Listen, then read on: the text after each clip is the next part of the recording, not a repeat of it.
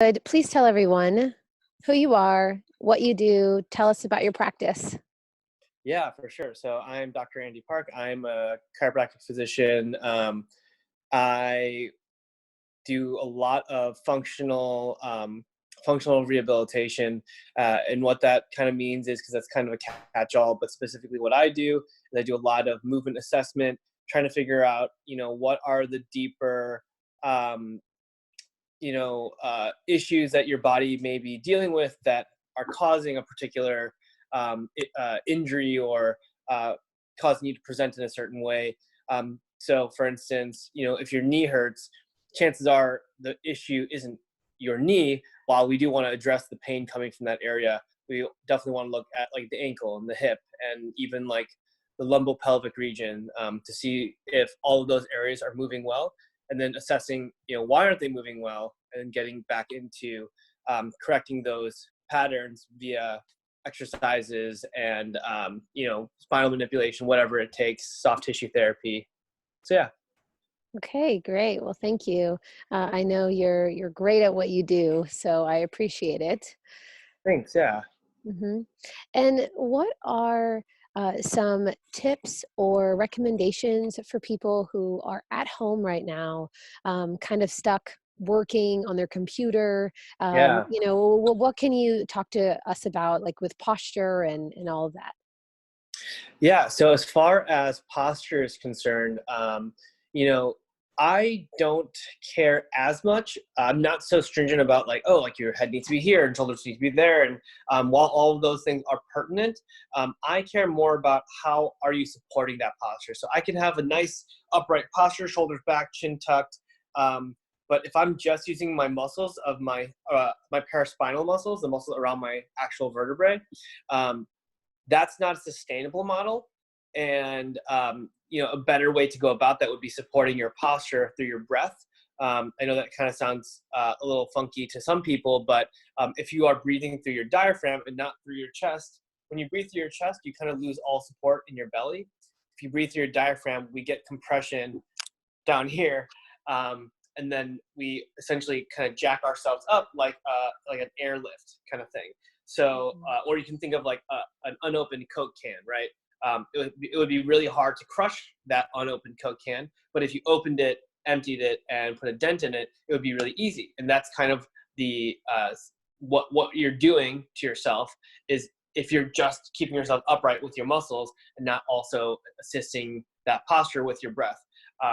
All that being said, the best posture, or the healthiest spine rather, is one that is allowed to change positions and shapes often. So, I always tell people, maybe spend 30 minutes to an hour sitting, again, with good posture, breathing, but then shift gears, maybe even like lay on your stomach for 30 minutes and then, like just go sit on the ground and put your computer on your coffee table, and then shift to maybe your kitchen counter, which is a little bit higher and you're standing. So, but all those things, making sure that you're supporting yourself in the proper way through your breathing. Great, thank you. And then Yeah. what are other benefits to that breathing, the diaphragmatic breathing? Yeah. So, obviously there's the mechanical benefit of, again, physically supporting your posture there, but you also have benefits to like your general circulation, your lymphatics. So, as some of you may know or may not know, venous return, so the blood coming back after it's been pumped out into your body, is pumped back in part through the heart, but more so through like muscle pumping, muscle contractions, kind of pumping that blood back. Also thinking about your lymphatics, which again, if you're not familiar, your lymphatic system is very important in kind of filtering out the bugs, if you will. So that fluid though or that pressure, or a lymphatic vessel can be collapsed with a mere 5 millimeters of mercury and to put that into perspective, your gold standard of like healthy blood pressure is 120/80. So that is a big difference, and you can tell that that's not very much pressure at all. So the breathing, as you kind of pump through your diaphragm and through those core muscles, are going to help to pump and keep the fluids moving throughout your body, which is another benefit to also changing your positions, and even getting in like maybe a quick micro break, maybe do a couple of squats or something between positions to, again, just keep all your fluid flowing which again can have a benefit in regards to your immune system. Yeah, thank you so much. And Yeah, then, I don't want to put you on the spot, but um, I would love for you to show us how to squat properly, if that's yeah, possible. sure. So, and again, I'm not perfect either, but I definitely can show you a few things to think about here. Let me see if I can set this up properly. That should be good enough. So again, when we're squatting, we want to make sure that as we go down, we're not overextending through our low backs here. So Mm-hmm. we want to tuck that tail downward, but not being arched like this. Mm-hmm. So giving a neutral spine, pulling the front of your ribs down towards your front of your pelvis, and then breathing and bracing through the abdomen. So you can either take a breath at the top, hold it on the way down, or you can breathe in as you come down. So you, again, breathing in, sinking back into your hips, your chest and your legs should be moving kind of at the same rate. And then as you come back up, kind of pushing from your hips into the soles of your feet as well. And again, not overly arching, keeping your back straight, but again, more than anything, really bracing through the midsection here as you're kind of coming up and down. A lot of times people have trouble with that because they have difficulty differentiating between their lumbopelvic unit, or like the base of their spine, and also their hip, because a lot of the times people compensate with the low back when their hip is tight, which is a lot of people. So that's something to kind of keep in mind, to try to keep that mid back and abdomen kind of in the same position while your hips kind of move in the joint. Got it. Okay, great. Thank you. And then Yeah, what if someone does have knee pain? What if they're like, I have knee pain, I don't know if sure. I should squat. Yeah. So what I would say is you can initially start by changing the angle of your hips, and I'll kind of show you what that means. So if you look down at my legs as I'm squatting, Uh-huh. maybe my knees are too wide so I can bring them in. Maybe they're too far in and I can kind of push them out and change the angle of my feet so I can kind of point my feet out a little bit further, allowing different muscles to activate. So it might just be that there's a little bit of a dysfunction in your body for the time being. So certainly those are problems that can be fixed via like extensive testing and exercise. But in the meantime, just changing the angle of your knees pointing out or in can be helpful. Also making sure that your feet are kind of pointed in the same general direction as your knees, because sometimes I see feet that are pointed way out and knees are kind of pointed in, and that's causing a tension at the actual knee joint as well. Okay. All right, great. Thank you. And then Yeah. just back to the diaphragmatic breathing, can Mm-hmm. you just give us a step-by-step as to how someone can do that? Because, we're talking Yeah, about it, you taught me how to do it so long ago, and it's sure. been wonderful for myself. I'm always Yeah. doing it. But for someone else, I don't know if they actually know what that means. Yeah, so basically what you can do is kind of pinch yourself right beneath the waist here. And instead of breathing like this, we want to breathe kind of outward down here. So imagine pushing your fingers out as you breathe in, but you're not just pushing your belly out. So you want to be expanding all the way around. So if you look from the side here, my thumbs are it's hard to see, but my thumbs are the sides of my body as well. So again, it's not, oftentimes people will call it belly breathing, which is a little bit of a misnomer. Really, abdominal breathing is probably a little bit more appropriate. And that kind of overlaps with diaphragm breathing. Like for instance, I sang in choir for a long time as a kid, and you would do diaphragm breathing, but they never talked about like the structural element. So we want to breathe with our diaphragm. But we also want to engage the abdomen equally all the way around. So we get that pressurization, that intra-abdominal pressure that's going to help to support our back and ultimately the rest of our posture. Great. Thank you. Yeah. And then what are you offering right now? Yeah. So per the Illinois Chiropractic Society's recommendations, I'm not seeing any kind of wellness patients or people who are just like, oh, I have a little bit of tension in my back.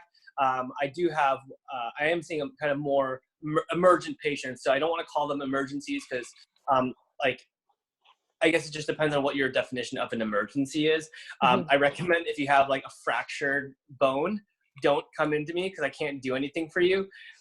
But if you do have like a debilitating back pain, or a patient who's coming into me tonight was complaining of really bad like mid-thoracic / shoulder pain that it's just been progressively getting worse and worse and has been getting in the way of her working from home. So those are the kind of cases I'm seeing right now. And again, it's super few and far in between right now. It's like maybe a couple of cases a week at this Mm-hmm. point. Chiropractic care is unfortunately, well, there are certainly things we can do via telemedicine, like rehab exercises. Realistically, if it's not a very severe condition at this point, most people aren't seeking help, right? So not as readily as they would in normal conditions. Right, right. And Yeah. then regarding working from home, I know you talked about the breathing. What are your thoughts on working on a laptop and like where are arms and hands, like and wrist alignment? Yeah. So again, like having kind of a straight wrist is nice if you can. But I also tell people like if you can kind of do things like a T-Rex, that's a kind of a good imagery of keeping everything close to you. So for example, I have this apple right here, right? So if I have this apple close to my body, it's not very heavy. But if I put it all the way out, it becomes a little bit heavier, right? And that's multiplied more so by whatever, like if whatever you're carrying is heavier still. So if you are holding your hands like this while your hands aren't that heavy, if you're out here for several hours, that's going to put a lot of stress on your shoulders and your neck and potentially different parts of your spine, versus if you have them in here, immediately there's a lot less stress on your spine. So keeping your wrists straight in this position is ideal. That's why my wife is using right now like a laptop stand. It was like $20 on Amazon. So it brings the screen up to the middle of her gaze, which is what you want, and also keeps her wrist in kind of a neutral position with her elbows flexed. Hmm. Okay, great. Thank you. Yeah. And then any other general tips or recommendations that you'd like to share? Mm, this might be maybe more particular to me just because I am very adamant about getting movement in. And I think at times there is this block in my head about home exercises of like, oh, well, they're just not going to be as effective. But that's not necessarily true. One of my friends who I really respect a lot, he is a personal trainer in River North, and he was telling me about how, or he posted about like, all these people are complaining, unless you can do a perfect push-up, don't be whining about the fact that you can't do your bench press right now, because probably, you probably should be working on that first anyway. So there are so many things to work on, and there are so many different measuring sticks that fitness is measured by. And so just lifting more is not always necessarily the best measuring stick to use. It's one of the easiest because you can very numerically track that, but maybe going back into how you're lifting it and the ease of which you're doing a movement, that kind of determines more your control of your body. And in this situation, I really advise people to like work on that, because this is the time where you are probably limited as far as equipment is concerned. And so, if you can find the time to just focus on like, what do my hips feel like in the squat and how can I make it better? Or, am I breathing through this movement? And if not, what can I do to kind of, change that? So, as a kind of a shameless plug here, we talk about a lot of those things on my Instagram account. So yeah. Yeah, please tell everyone what's your Instagram account and also the contact information to your office. Yeah, totally. So my Instagram account is just at North Center Healthcare. And our contact information, if you want to email us, it's info@northcenterhealthcare.com. You can also make, usually you can make an appointment online. Right now, because it's kind of a weird time, you can just shoot me an email or call us at 773-296-2766. That will actually forward to my cell phone. So even if I'm not in the office, I can schedule like an emergency visit if you have something particularly pressing. Awesome. Thank you so much. And then Yeah, of course. just back on, I just want to piggyback on what you were saying when I asked you about like general advice. Yeah, You had mentioned push-ups. And so that's something that I've been doing a lot of, being stuck, sure. and not being able to go to the gym. Is it possible for you to show everyone like how we should push up that's going to be the most effective? Sure, yeah. So a big thing is just making sure that your shoulder blades are stabilizing properly. So let's see if I can find a good spot for this. Here we Thank go. you. I'm in my kitchen right now, so let's actually move my island over a little bit. Now, there we go. So I'm going to focus on the shoulders first. I'm going to break this up. So first off, I'm going to have people think about where their head is. Oftentimes, people's heads kind of droop down. So keeping your chin back and in line with the rest of your spine, or keeping your head and neck in line with the rest of your spine is important. Making sure that you're not sinking in between your shoulder blades, that your rib cage is pushed right up against it, and trying to maintain that the whole time. So as you come down, if you notice my abdomen is not dropping, it's keeping nice, it's staying nice and rigid, and it's my body's moving up and down in one piece. So that's another important thing. We don't want, so I'll show you up here, we don't want a chest hip situation where one part is moving up before the other. And also when you come down, think about spreading your shoulder blades apart, trying to keep that rib cage flat against your shoulder blades, even in that situation. I know it's really common for the shoulder blades to kind of squeeze back and touch in the middle on the way down, but that's not necessarily the best way to go about it as far as shoulder health in the long run. Is it going to kill you? No, and you're probably going to be okay. But if we're talking about from a movement kind of biomechanics standpoint, the best way to move, I would say that would be something to think about. Okay, great. Thank you. Yeah. And then quickly, if you could also just tell everyone, why are you so passionate about physical health and exercise? Like how'd you get into that? I think it started off when I was a kid. I just had a lot of energy, and I grew up doing like taekwondo, like kickboxing, and then I, ran cross country and track, and I did 4 years of gymnastics in high school. And because of that, I spent a lot of time in the athletic training room, and kind of in those moments is when I would ask them like, why is this hurting, or what's not working here. Just thought it was really interesting to learn how the body works, and things. I've just continued to learn more and more about it ever since then. I got my bachelor's degree in kinesiology at UIC, specializing in exercise and fitness, and then went on to do my doctor of chiropractic, and then a lot of continuing education on just movement, functional movement, functional rehabilitation since then. Great, thank you. And Yeah. then lastly, is there anything else that you'd like to share? No, well, nothing in particular, I suppose, just, again, general things in regards to the pandemic. While it's something that we shouldn't, we shouldn't panic about, because that's not going to help anybody. But at the end of the day, I think we definitely want to take it seriously. The more seriously we take it, the quicker we can get past all of this. So, if there are people out there who are like, well, I'm just going to go out for, I know you can still pick up meals, which is good and good to support, other small businesses. But, really trying to limit that and being serious about social distancing. If you come across somebody going for a run, get out of their way, give them a few extra feet than you normally would. Trying to maintain that 6 feet, give or take, distance away from that person, especially if they're not like your friend or family that you live with, right? If it's your roommate, that's a different story. If you're contaminated, it's probably too late. But Right. Just making sure to do your part. Yeah.